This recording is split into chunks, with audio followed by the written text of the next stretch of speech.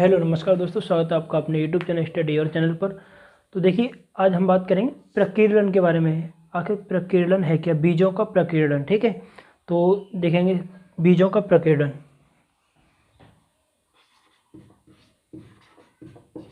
बीजों का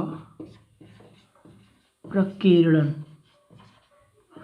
तो सबसे पहले तो ये समझ लें प्रकीर्णन क्या है। प्रकीर्णन उसके लिए कहते हैं जैसे बीजों का एक स्थान से दूसरे स्थान पर जाना।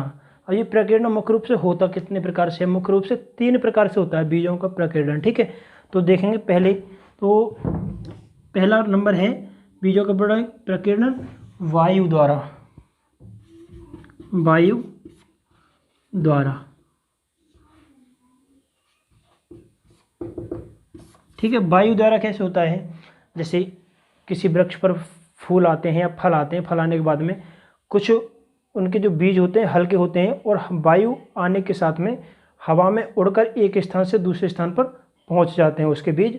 जैसे अगर कोई हवा चल रही है और जैसे एग्जाम्पल के तौर पर कोई हल्के बीज वाले वृक्ष होते हैं ना, उनके हवा चलने के साथ साथ बीज उड़कर एक स्थान से दूसरे स्थान पर पहुंच जाते हैं। इसी क्रिया के लिए प्रकीर्णन कहते हैं। ठीक है, तो नंबर 1 ये है वायु द्वारा। ये तो वायु के द्वारा प्रकीर्णन हो जाता है। ठीक है, और दूसरे पॉइंट की बात करेंगे। दूसरा पॉइंट है पक्षियों द्वारा। पक्षियों द्वारा,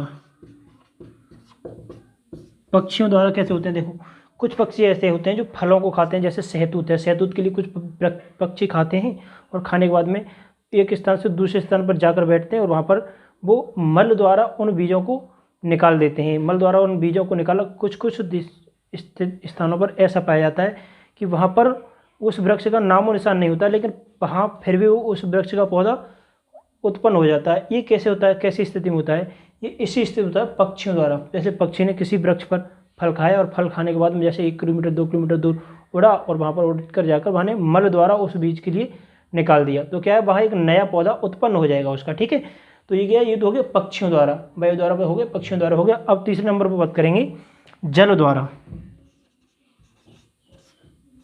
जल द्वारा, जल के द्वारा प्रकीर्णन कैसे होता है? देखो, जल के द्वारा प्रकीर्णन इस प्रकार से होता है जैसे नदी के किनारे कोई वृक्ष है और उस वृक्ष पर फल आए, फल आने के बाद में फूल आए, फूल आने के बाद में फल आए और फिर एक बीज तैयार हुआ।